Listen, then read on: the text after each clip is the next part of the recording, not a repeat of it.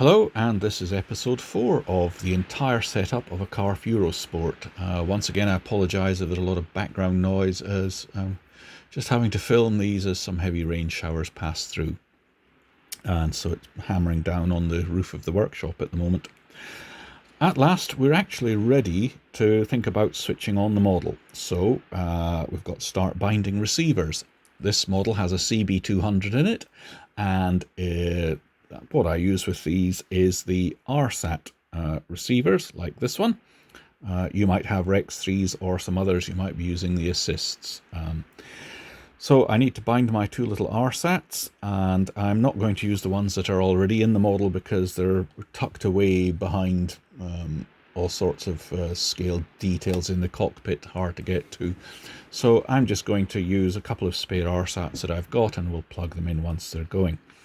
And it's certainly with your receivers, like an R-SAT, or if you're using a pair of Rex 3s, it's worth labeling them 1 and 2, because it is very important that the receiver you bind to transmission module 1 is plugged into RX1 on the CB200, because the system will try and allocate the CB200 underneath the primary receiver. But if you've got them plugged in the wrong way around, then the system's trying to run on the one that's plugged into RX1, and if that's not bound to transmission module 1, so blah blah blah, you get the idea. So the first thing I'm going to do is bind RX1. So we go into Menu, Advanced Properties, Wireless Modes, Trainer. We'll change it from the default to the double path, and I'm going to change the alarm at loss of any receiver to signal lost, loss of both receivers. Otherwise, when we switch off one whilst we're trying to bind the other, it starts sending alarms at you and other noises, and it becomes a pain in the neck. And anyway, once the system's up and running, I don't want to be told that one receiver's dropped out, because that might happen momentarily due to shielding. What bothers me is if both of them have gone. After initial flights, I'll be checking the telemetry logs anyway to see how the aerials and the Q value are doing. So loss of both receivers for that. Up we come here, right, pair the primary module. Get that going. So the primary module will go to R-SAT number 1. You can see it's got this little bind plug in the X socket. So now if I get the battery the right way around, I'll plug the battery into the PPM socket. There we go. Low Q value, low Q value. Yeah. Low Q value, low Q value. Come on, low pick Q it up. value, low Q value. Yes. So that's that one done. I shall now unplug it. Signal lost. Yep. Signal lost. We come down to pair Signal the secondary module. Signal lost. Which is this one. Signal lost. Set it going. Signal lost. So that it doesn't try and pair the primary module to it. Plug it in. Yes. And that's the two of them done. Lovely. Signal lost. Say okay to that. I've unplugged the battery. Signal lost. So it's lost the signal. Signal lost. I'll just stop that signal lost message coming. Okay, now I've got my two little R-SATs. They've been labelled so I know which one is which. And I shall pause the video, just recording for a moment whilst I go and plug them into the CB200 in place of the R-SATs that are there. So hang on a second, and due to the magic of pausing and restarting, I should be back straight away. Okay, I've got my two little R-SATs plugged in the correct way around. So let's switch on the receiver power and see what happens.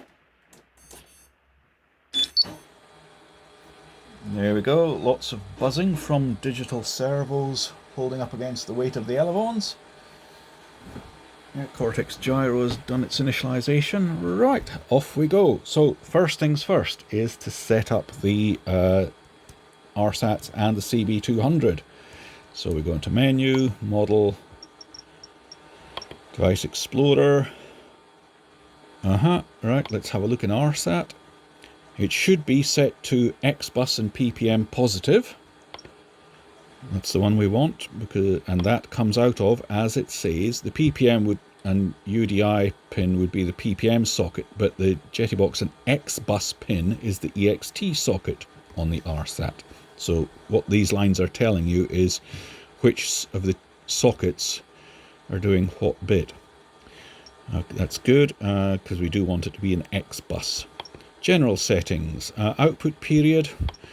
I'm never quite sure what to do here, but I set it to auto, and that's always worked for me. The PPM settings don't matter because I'm not using PPM, I'm using X bus, and the low voltage alarm 4.5 volts, that should be fine. That's way below the voltage I'm using.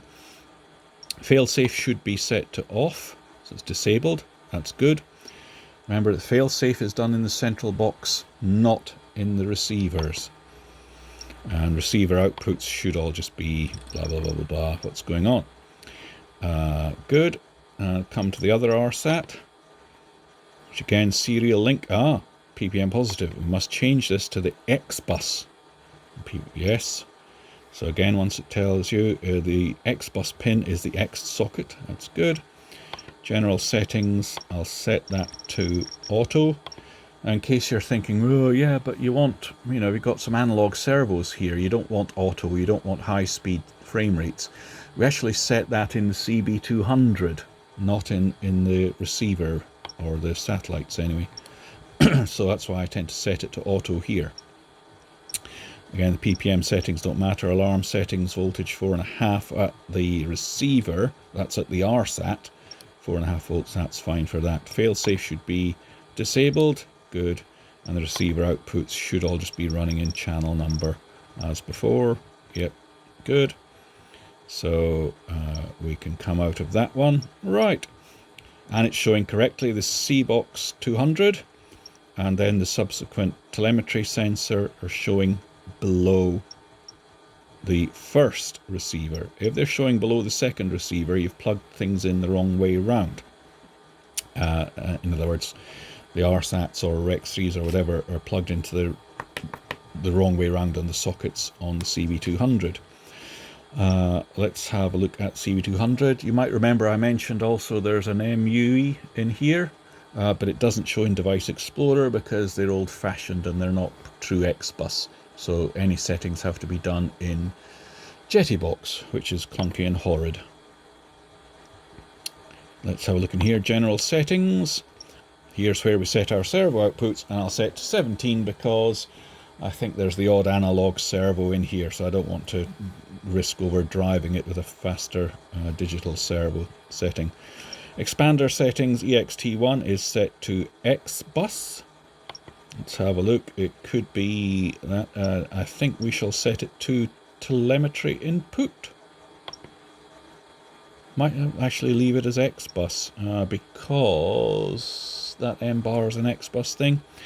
And I switch over strategy. I suggest mixing is by far the better one rather than waiting a long this is timeout. This is what happens if the receiver 1 port on the central box 200, which is working off R-SAT number 1, detects no signal. What does it do? Does it wait 80 milliseconds before it moves to RX2? Does it wait 150 milliseconds before RX2? Or does it check them both constantly? Check them both constantly, I think, is by far the best. Okay, back. Alternative pin config, shouldn't really be anything to bother with here. 14 and 15, I'm not using any telemetry in those. No servos either, so it doesn't matter. Servo failsafe needs to be set. It needs to be enabled. It would default to 1.5 seconds, I think. I prefer half a second because a jet, indeed many models, 1.5 seconds can travel a long way. And you can see I've already set the failsafe, of course, because this is a model in CB200. It's been working a long time. But you would come in here and these would have already say something like hold. But at the very, very least, you would want your throttle to be at fail-safe. What you do with the other channels is up to you, but I would suggest you really want your throttle fail-safe to operate to idle or shut down.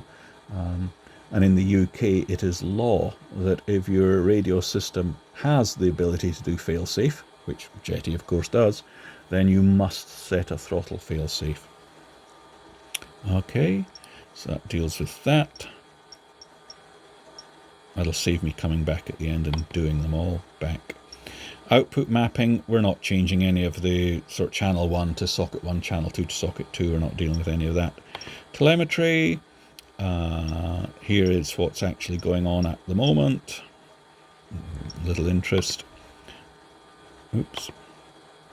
The telemetry min max. Now this is something that's useful to do because you can see it's recording the minimum, the maximum, and the max current, temperature, and some receiver statistics.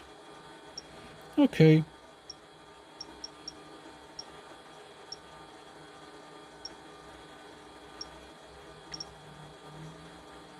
You can clear the min-max now, or you can assign a switch to do it. Incidentally, if you assign a switch to do it, this all manages to run in the background. It doesn't need you to create a function and assign a channel to do it. Let me show you. Clear min-max values. Edit. Mode will be control, and the control will be... I'll move this spring-loaded control here, shall I? Yeah. There we go. Okay. Okay. Okay. And now, if I move that control, it should clear everything. Apply the changes, yes. There you go, it's reset everything. Without me having to create a function and assign a channel. It somehow, you know, sneakily moves through the system. So that can be handy if you need to do those things. And if you're interested, CMD command, press that, it goes to the screen that tells you what these sort of hidden from the functions and channels things are. So command number 1, switch G, clears them in max values. So that's what that does. And I think that's us done in central box settings. The M bar, there it's just telling you what's going on. It's sensing not a lot of pressure, mins, maxes, temperatures, and again you can do that clear min-max switch, which again is going to work somehow magically in the background without needing a channel or a function created for it. You just assign the switch and do it. Okay, now it's time to think about actually checking the movement of the controls at last. So we've got this far, that's another 14 minutes gone. We'll stop here and come back in episode 5 to actually see the model control surfaces moving at long last.